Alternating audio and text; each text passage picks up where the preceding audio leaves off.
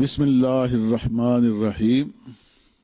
ناظرین کرام، بحیثیت مسلمان ہمیں پتہ ہے ہمارے دین نے دانتوں کی صفائی پہ کتنا زور دیا ہے، اور اس کے لیے آقا کریم علیہ الصلوۃ والسلام نے مسواک کے لیے اپنی امت کو کہا ہے۔ اب یہاں سے ہمارے پاس عموماً ہمارے مذہبی حلقوں سے بھی لوگ آتے ہیں، عام لوگ بھی آتے ہیں، وہ پوچھتے ہیں کہ ہمیں مسواک کرنی چاہیے یا ٹوتھ برش کرنا چاہیے۔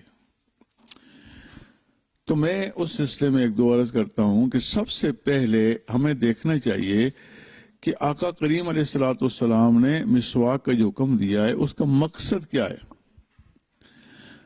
اس کا مقصد یہ ہے کہ آپ کے دانتوں کی صفائی صحیح طریقے سے ہو سکے۔ اگر آپ مسواک سے صفائی صحیح طریقے سے نہیں کر رہے تو یہ آپ ایسے ایک رسم ادا کر رہے ہیں، اس کی اصل کچھ نہیں ہے۔ لیکن اس زمانے میں چونکہ اور زیادہ بہتر طریقے سے اپروچ کے لیے ٹوتھ برش آ چکے ہیں، اس واسطے اس مسواک کا بنیادی مقصد آپ ٹوتھ برش سے حاصل کر سکتے ہیں۔ ہاں، سنت ادا کرنے کے لیے ہر نماز کے ساتھ آپ مسواک کریں، لیکن رات سوتے وقت اسے برش کریں، اس میں کوئی حرج نہیں، اور عین حضور علیہ الصلوۃ والسلام کی دی ہوئی تعلیمات کے نچوڑ کے مطابق ہے۔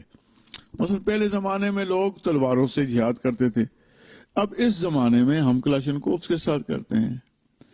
اب تھوڑا سا بدل گیا ہے، میڈیا کے ذریعے آج کل جہاد ہو رہا ہے۔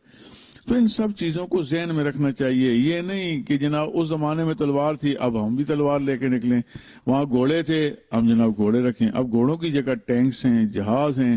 تو یہ چیزیں ترتیب میں بدلتی ہیں۔ پرانے زمانے میں ہاتھوں سے لکھتے تھے، اب سارے چھاپے خانے ہیں۔ ہم نے اس دین کے اصل مقصد کو سمجھنا ہے۔ لیکن جو ایسے ہمارے کلمہ گو بھائی ہیں، ان کی یہ محبت ہے بہت زیادہ، وہ کہتے ہیں نہیں ہم نے یہ بھی لازمی کرنا ہے، تو ہم ان کو نہیں روکتے۔ الحمدللہ حضور کی ہر ادا جو ہے ہمارے لیے شفا ہی شفا ہے، لیکن مسواک کرنے سے پہلے اس کی بنیادی ضروریات کو سنت شریف کے مطابق سمجھ کے عمل کریں۔